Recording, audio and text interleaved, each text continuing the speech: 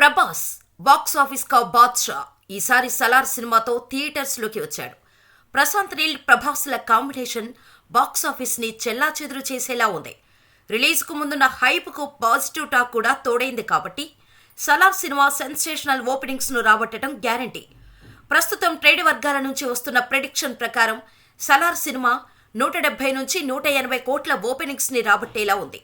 ఇదే జరిగితే 2023 day 1 highest opening day collections విషయంలో ప్రభాస్ కొత్త బెంచ్ మార్క్ సెట్ చేసినట్టే.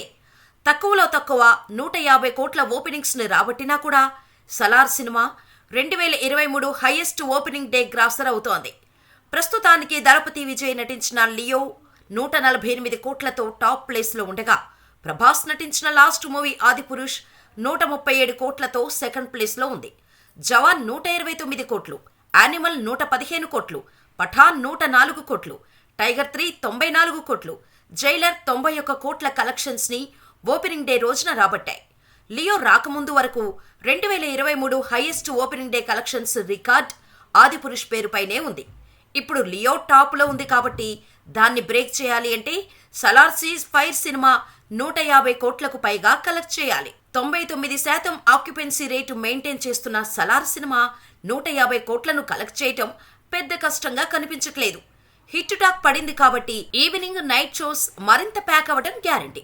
ఈ రోజు కంప్లీట్ అయ్యేసరికి ఓవరాల్ గా సలార్ డే 1 రికార్డు క్రియేట్ చేసేలాగానే ఉంది. రేపు ఉదయం అఫీషియల్ ఫిగర్స్ బయటకు వస్తే సలార్ లియో సినిమాతో ఎంత మార్జిన్తో బీట్ చేసింది అనే విషయం తెలుస్తోంది.